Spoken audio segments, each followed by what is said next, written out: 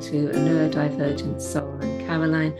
I am the author of The Neurodivergent Soul, where soul and story meet. And that's what I'm all about, is how the soul of our life spirit, our soul essence, meets with the story of where we've come from, who we are, and what we're growing into. How do these two connect throughout our lives?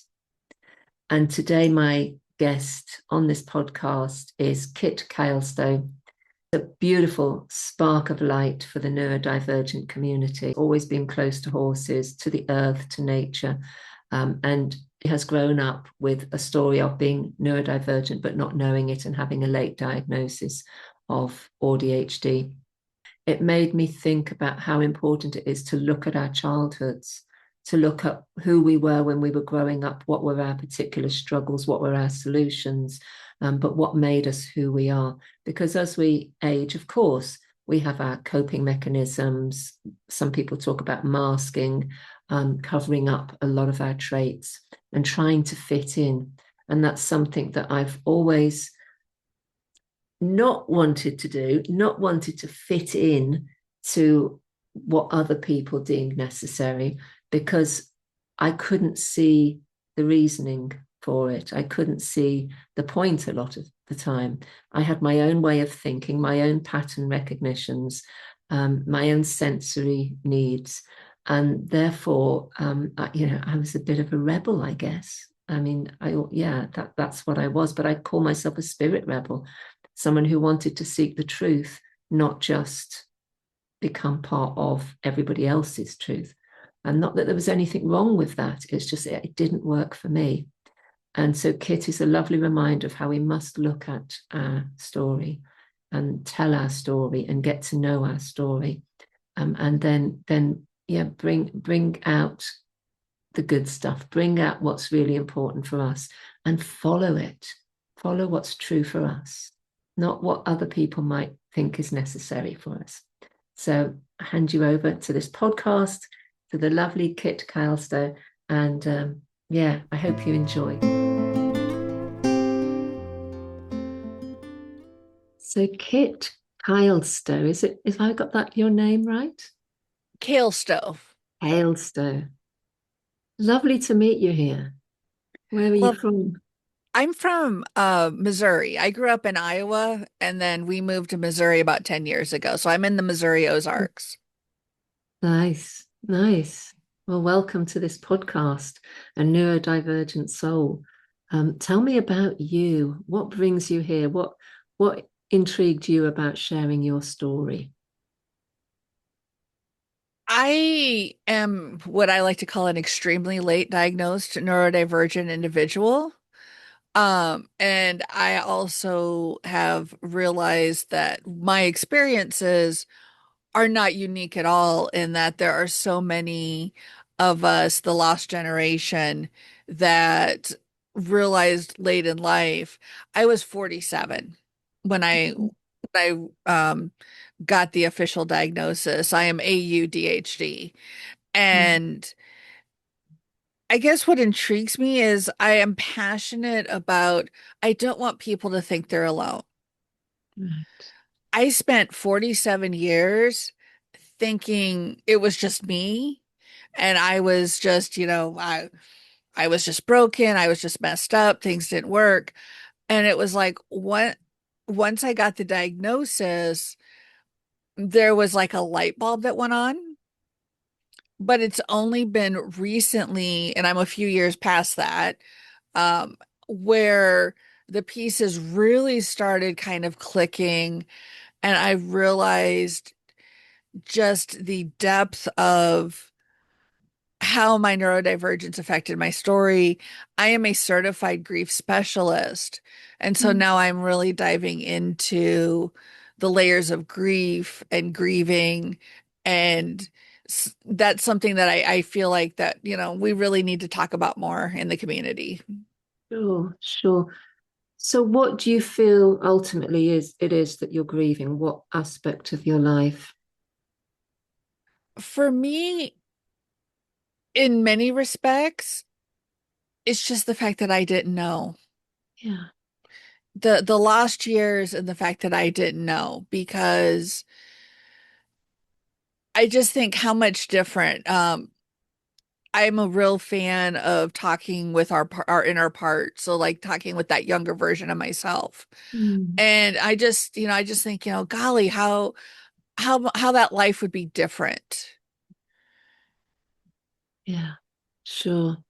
And if it was different, what do you think what would you want now that would be different?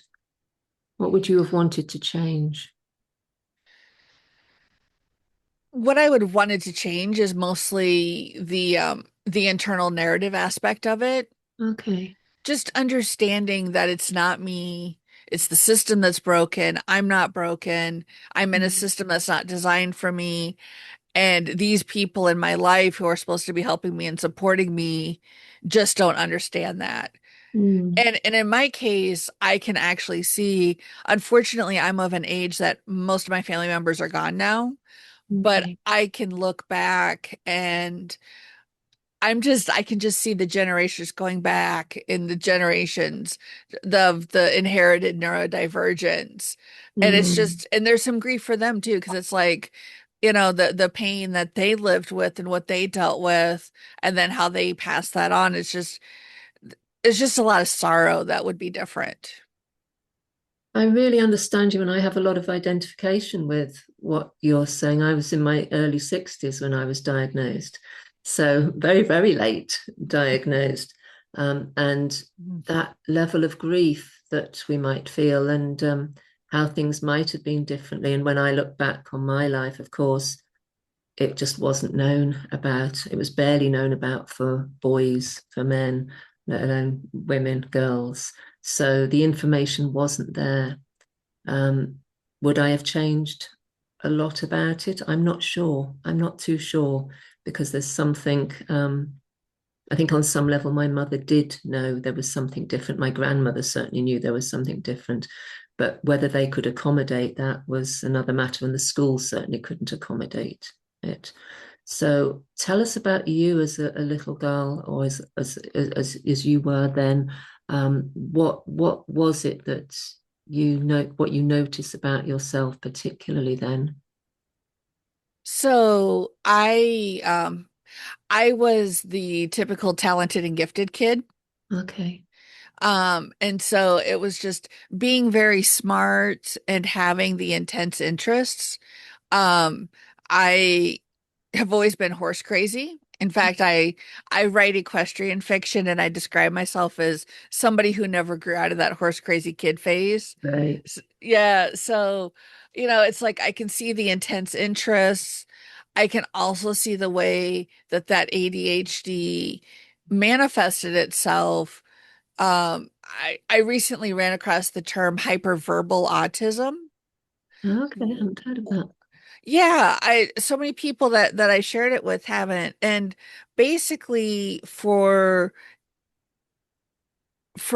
me, it's using like vocabulary more that's larger than your peers' vocabulary, using the Mm, encyclopedia words rather than the everyday words, um, interesting. or talking too much, um, and or needing to talk to yourself to process things, which is something that I realize now that I've been doing all along. It's like you just kind of have this running dialogue of, okay, I need to do this, I need to do this. These are the steps I need to take to accomplish whatever I'm doing, that Mm, sort of thing. And so that I really saw that in myself, and I was like, wow, that is definitely how that manifested. right, right. I was a great lover of horses too. Horses and dancing was my thing. And yeah, the smell of horses has never left me. It's like I'm Mm. always just oh my goodness, they're such magical creatures, hey? Such an important connection to have. Do you connect with horses now? Do you spend time with them? Oh, very much so. I actually live on a small acreage here on the Ozarks, and so I actually have a small herd of horses. And I Amazing. call yeah, and they're basically I call them my sacred herd. Um Nice. I'm very much a devotee of the Celtic goddess Epona, the horse goddess. And so that's kind of my daily devotions is caring for them, as well as really um they're like my occupational and physical therapy because that's what Mm, gets me out of bed in the morning and spending time with them really helps like on the high pain days and so mm. yeah and in fact we're on Zoom and my background's blurred, but the shelf all along my back, along the back wall there is full of model horses. So yes, I am still extremely horse crazy. Brilliant, brilliant. That's lovely. That's so great. And tell us more about you as a child and your connection with them and how you spent your days. Basically, I spent my days reading. Um, I read a lot of books. My family's a big family of readers, as well as reading was an escape. Um, Mm, I was bullied quite a bit. mm, So had no friends, had no peers.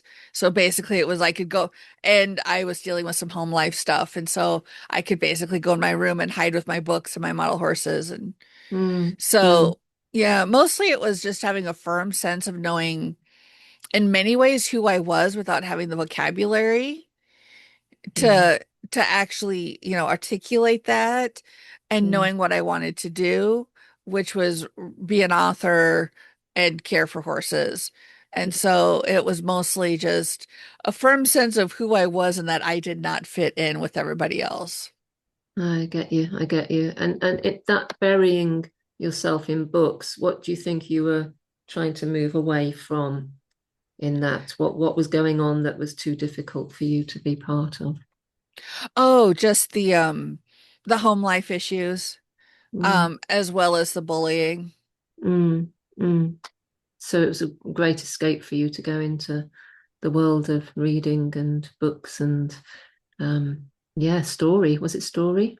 It was story. It was story. And one of the things I realized early on is I wanted to write these stories that gave people escapes Mm, that right. that I found in books. And so storytelling really and my family was a big story the big storytellers like the type of people where once you got somebody talking like you were going to be there for a while so Right, so right. yeah story was kind of really big and story kind of helped me process and create an inner world that separated me from what was going on that was very unpleasant in school and everything. Mm, And so, and that's something that I've always carried forward with me. And that's the work that I do with Feather Mane Soul is a lot of wild spirit storytelling. What stories did you tell yourself? What stories have others said about you that you've taken in? And just mm. unraveling and unpacking all of those stories. Nice. I want to know more about Feathermane Soul. That sounds very intriguing. But tell us a bit more because well, about your school days, because this is something that so many of us have struggled with and that has really set a precedent in some ways for our struggles in the world with community and environment, even. So, what was it like for you in school? So I was pretty much a straight A student. I was a Yeah. very good student. And some of that came from I was scared to get bad grades because I didn't want to get yelled at or anything at home. So it was like Mm, if I was good at school, then maybe I wouldn't get yelled at home. So there was that pressure. Um, but mostly it was just go to school, keep my head down and try not to get bullied or try not to, try not to interact with any of the other students because those interactions were never positive. right, right. Yeah. So you did well at school, it seems. That you I came out of school Yeah, I did with very well at school. qualification. Yeah, I did very well at school. I just finished up my master's degree in religious studies. Um, and as far as the learning, I mean, the actual like just sitting down, being able to read and study and learn things, that's my happy place. I'm good with that. It's Mm, all the structure that goes around all the hoops that you have to jump through.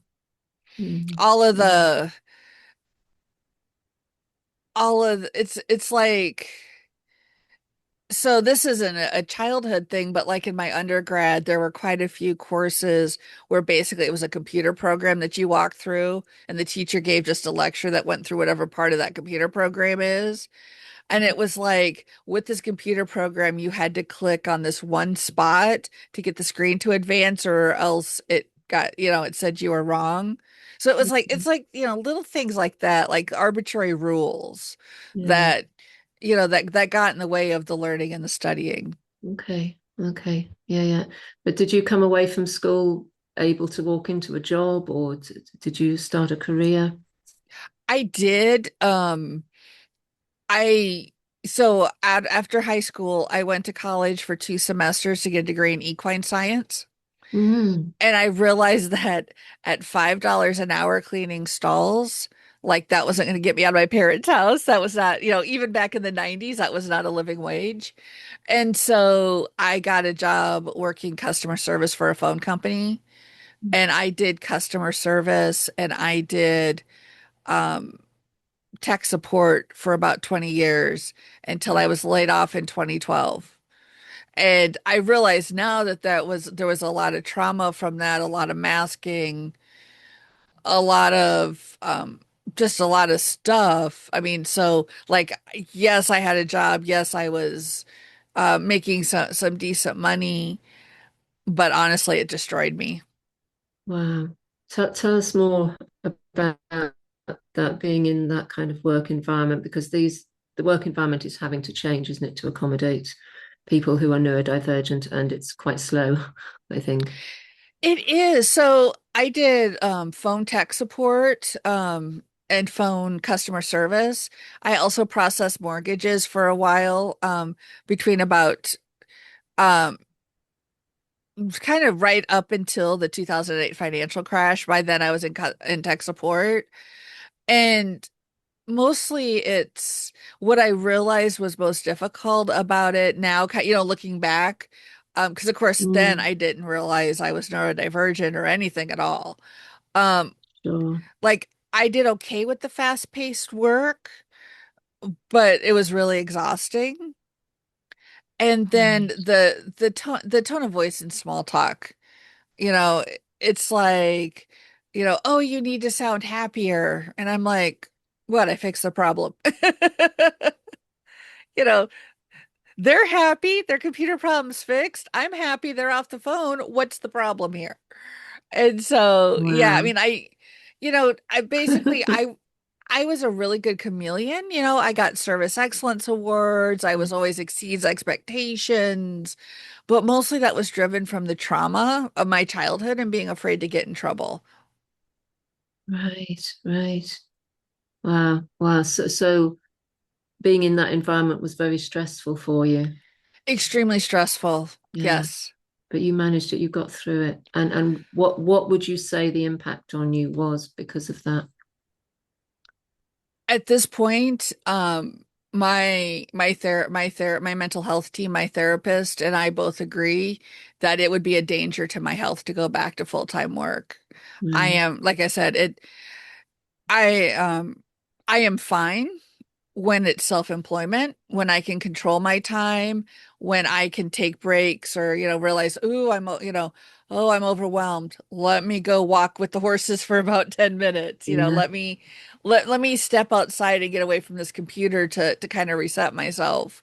When I Mm. can be in control of that, it's fine. But for me to actually go back into the working environment, my complex PTSD is so bad from the early years of being employed as a young adult and not knowing I was neurodivergent that yeah, it wouldn't work. Would you say there were things that your workplace could have done to make that easier for you, or do you think it's just not a suitable environment?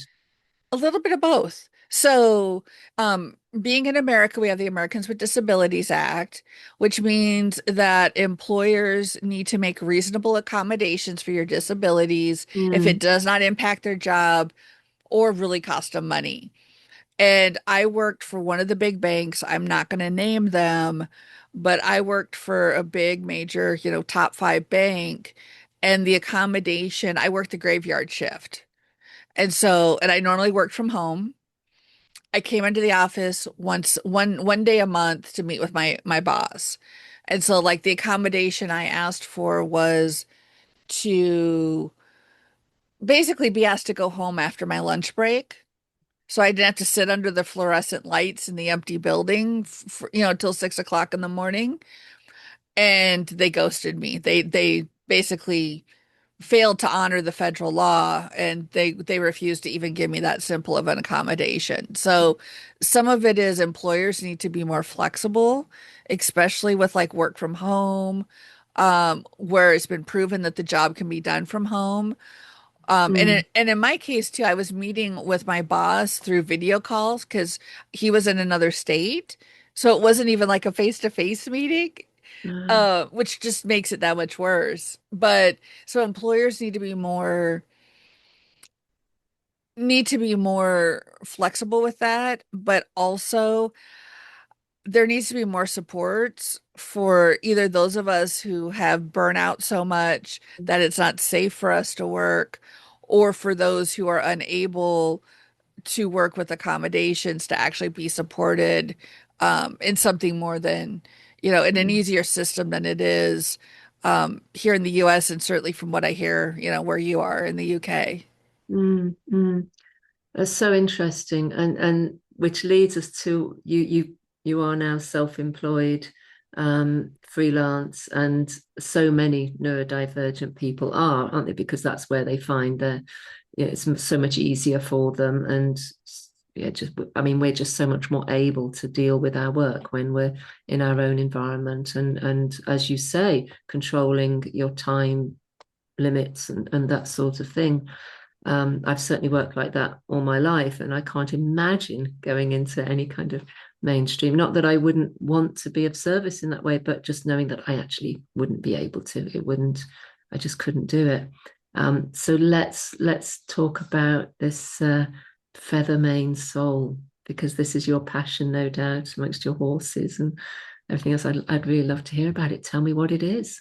Sure. So basically, what I do is my main focus is neurodivergent individuals, as well as the other communities I'm a part of, the disability chronically ill community.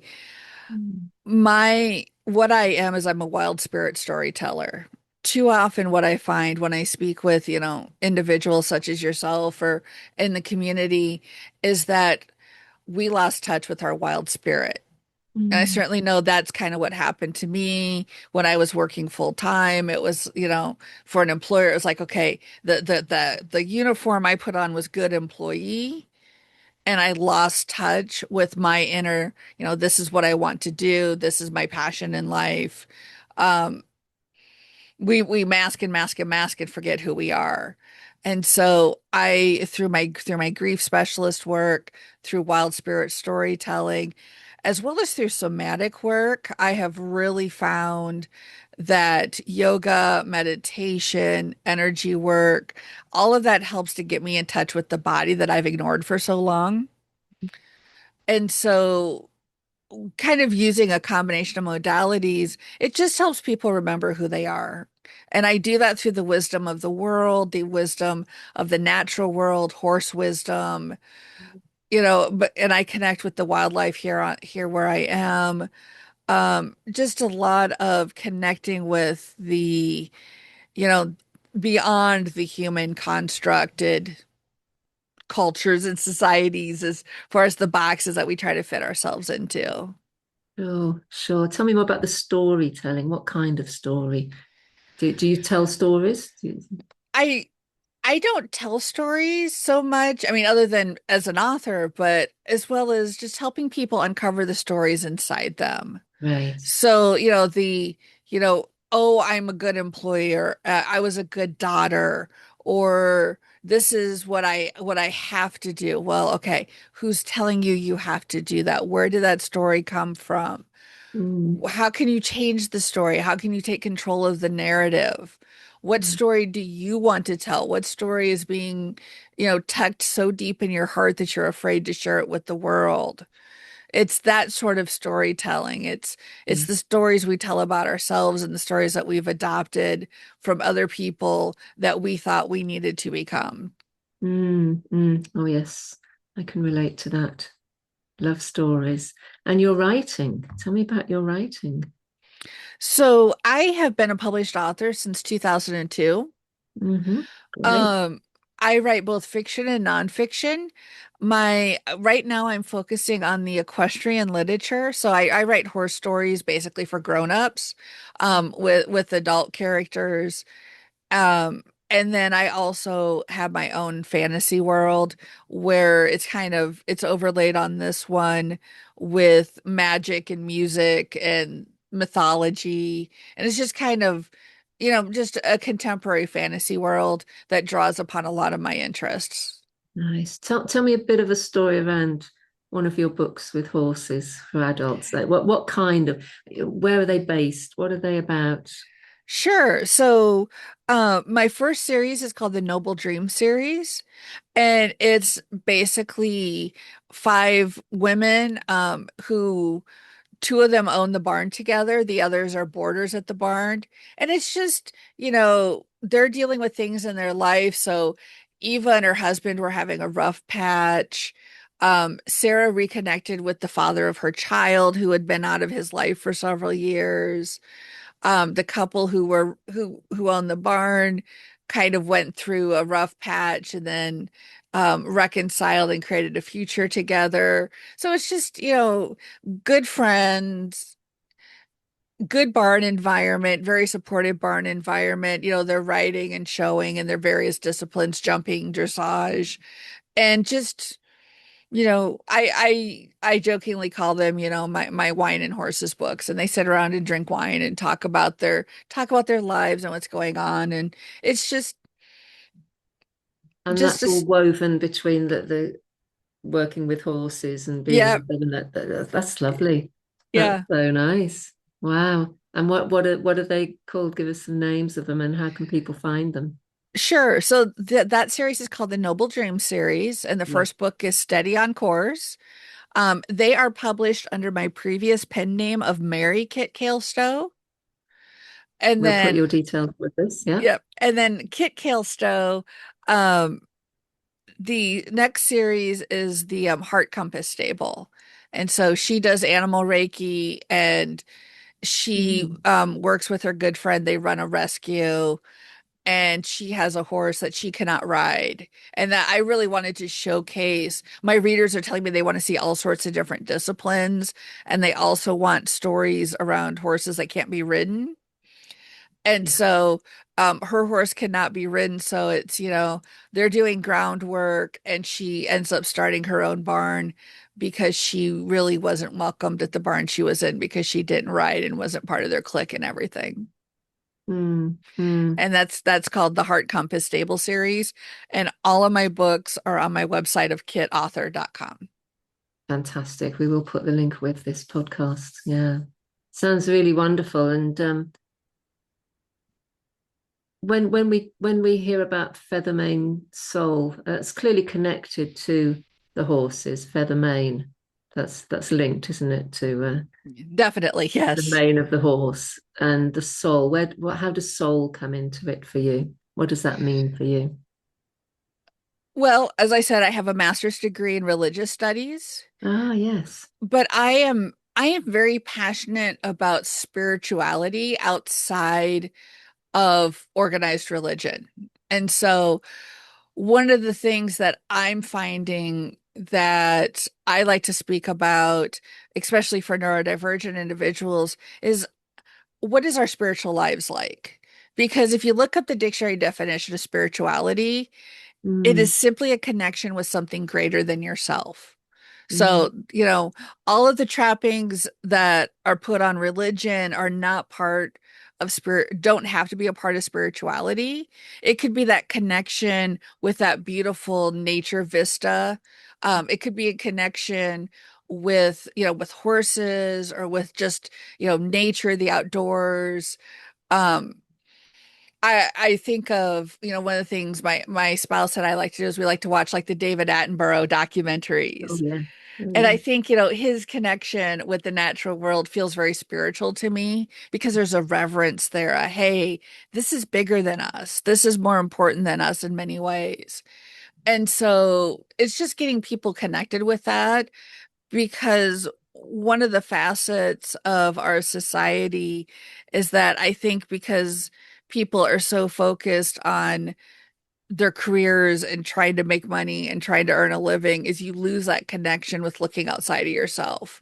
Mm, And so it's just making connections with the horses. What wisdom has the horses given me today? What wisdom am I drinking in from the natural world? How can I apply that in my own life to be a better part of this planet and this ecosystem? mm, I see. Yeah. Yeah. Beautiful. Yeah. So what's your hopes for the future, and particularly being an advocate for neurodivergent folk? What do you see unfolding?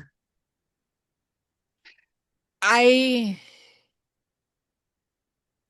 I really would love to see a place where neurodivergent and disability liberation is just Mm, commonplace, mm, where it's like, and maybe computer operating systems isn't the right way because there's everybody, there's people in each camp that are advocates for their own camp, Mac people, Linux people, Windows people, mm, but in a way where it's like a buffet, a different buffet of different way minds work. Your mind works, you choose what you want off of the buffet or how you prefer to exist in this world. mm, And it doesn't take anything away from anybody else. And we are simply accepted, and places are found for us where we can use our talents through self-employment, through, if we need more physical work, if, mm, being outside is, like for me, that's something that's very healing, that sort of thing. And really, I would really love to see a place where it's no longer seen as deficits based. mm. I mean, I don't know that we're going to get there. I have some thoughts about that, but I really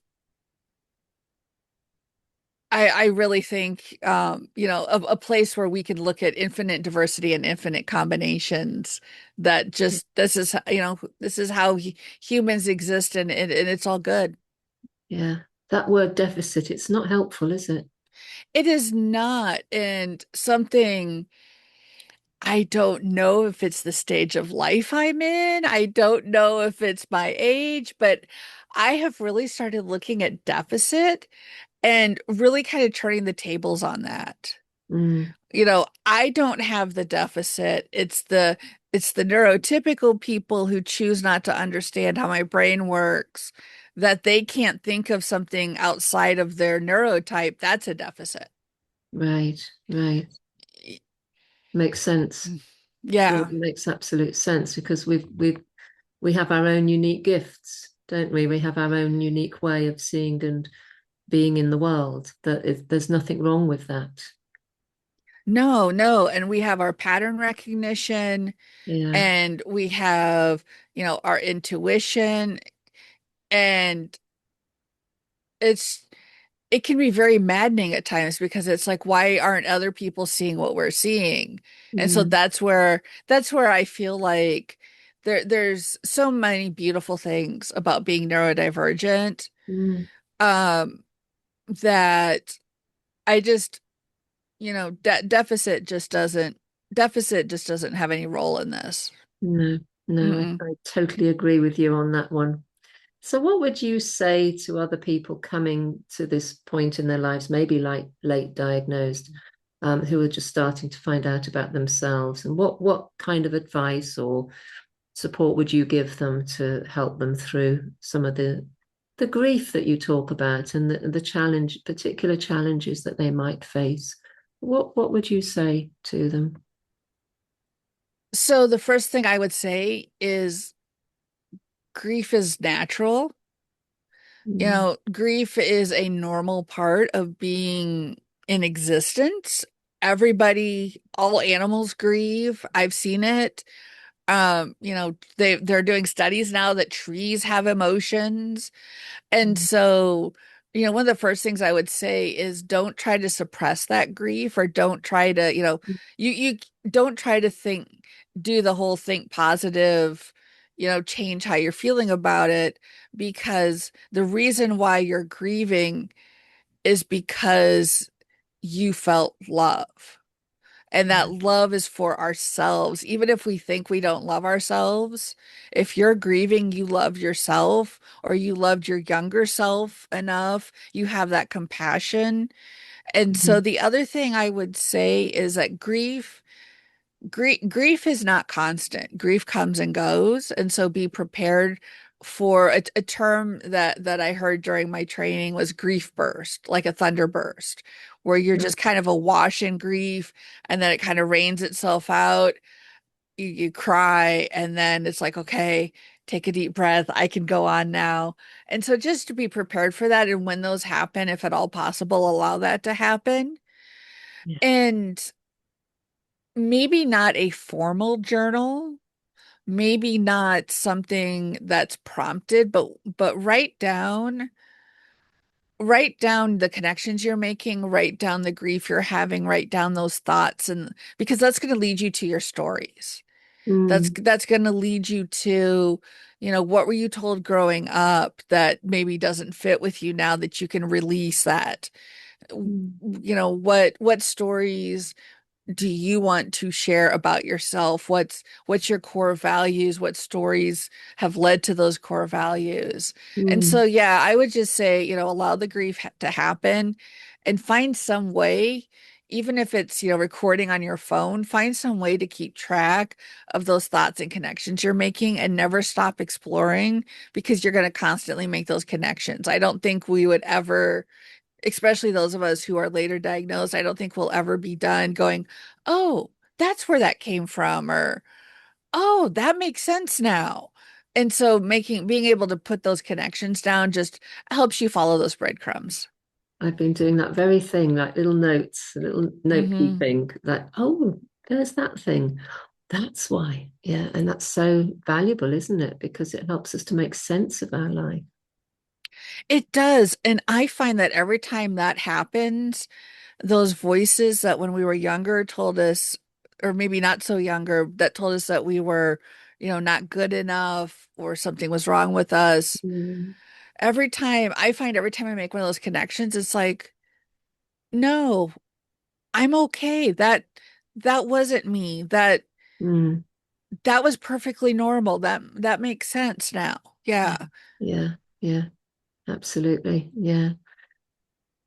It's so lovely to hear your story with this, Kit, and where you've come to for yourself in your own life, and what you've had to manage and learn to accommodate for yourself, and how you now support others with it. Do you think this is something that's going to really grow and develop over time, that you're aiming for something even bigger around this, maybe community, or and what would your strengths be with bringing more knowledge out into the world? Sure, I sure hope it grows. I do have an idea for a community. Right now on Feather Mane Soul, you can actually just subscribe to my newsletter that brings you into my community. And as soon as I kind of get some stuff built on the back end, then yeah, there will be a community there for people. Mm, My strengths, I think, are my compassion and empathy. Um, I feel a real need to just really let people know they're not alone, and to mm, let people know that how they're dealing with this, what they're experiencing is natural. It's not, there's so much, oh, positive vibes only, and that's not, that positive vibes only isn't healthy, and that it is very healthy and normal to grieve, to be angry, to go through those stages of grief, and to understand really get at the heart of what happened and how your brain works, as Mm, well as, I admit I communicate in writing better than speaking, but I feel like my writing is a real strength and a real touchstone. yeah, yeah, it sounds like it, absolutely. And what was it that prompted you originally to get a diagnosis? My friends, Okay. it's the old, if everybody you're surrounded with is neurodivergent, guess what? You probably are too. Mm, A couple of people that I've been friends with, oh golly, since the 90s. We've been friends forever. She was talking about and sharing information about autism after her diagnosis. And I went, hey, that sounds awful familiar. Um, I actually was able to seek a diagnostic process through my college. And while they did not diagnose me as autistic, they did diagnose me with the ADHD. And mm, then I finally found a neurodivergent affirming therapist, which is the other thing I would say is keep trying. I mean, mm, it took me decades to find a neurodivergent affirming therapist, but I'm sure it won't take anybody else that long because they're now much more available than they were back yeah, then. yeah. And it was through, taking all the assessments online, talking to her. Um, she was like, "Oh yeah," she's like, "There's no question here, you're autistic," and so just, going from there. And I just wanted to know answers because if Mm, I had something that would explain the way my brain worked and explain my interests and explain, so much of my life, and honestly explain why I was bullied so badly in school, then that again would flip the switch and say, "Hey, it's not you." right. That there's an explanation for this. You're not just this weird broken little creature. And Yeah, yeah. And there's one element of the whole neurodivergency that I'm very curious about people's reactions to it, in that there are levels, aren't there? Level one, two, three, whatever. And some people struggle so deeply with autism um, that their lives are quite unmanageable. And we hear all these stories of parents having to deal with children who are, very, very sick with autism, and disabled. There's so much out there. Um, how does that impact you? Because I think this is what I've heard a lot of people talking about, is that, well, I don't talk much about my own autism because it's so invisible, for one thing. People see me as a well coping person, and yet we see so many other cases of autism that are deeply troubled, difficulties within families. And how do we navigate that arena when we appear to be okay? Do you have a few words you could share about that? I have quite a few words I could share about that. Good. Um, I don't like the levels. Okay. I don't think the levels reflect an actual individual's lived experience, Okay. because there are a lot of people who do what they have to do, like myself. Um, you know, you do what you have to do to take care of the people in your lives, Yeah.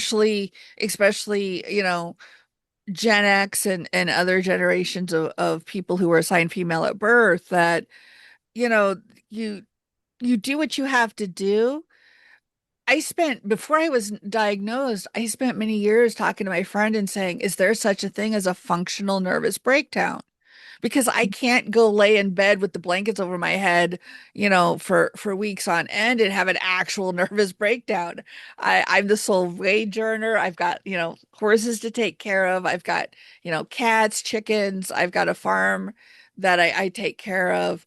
And so I think the levels for a great many of us don't adequately grasp the level of impairment, Right. because sure, yesterday was grocery shopping day. I look like anybody else at the grocery store, with my list. I can look like anybody else, But then nobody realizes that I come home, put groceries away, and that's it for the day. Yeah. I can't people anymore. I can't Mm. even like people on the TV. It's like I'm done. And so Mm. I think the more we speak about our experience as our lived experience and not try to generalize it, that's how we're going to educate people. Because Right. neurotypical people want this to be an either or situation, and it's not. It's a spectrum for a reason. Mm. Yeah, that's really helpful. Lovely, Kit. Thank you. I think it's important that we speak about this. Yeah. So a last message for all those listeners who are considering maybe that they might be neurodivergent, or those who have come to the other side of that diagnostic journey. What would your particular message be for them? You're not alone. You're not broken. You are valid and you are amazing just as you are. And please Mm. reach out for community, reach out for support. There will always be places such as like with the levels where there's friction. Mm. Don't get caught up in all the online drama. Find the community that fits you and reach out for support. Beautiful, wonderful. Thank you so much, Kit. Thank you for being here today. And yeah, I'm sure our listeners will find your story, you know, helpful, interesting, and hopefully inspires them to live the life they need to live too. Bless you. Th Thank you. Thank you. I sure hope so. Great.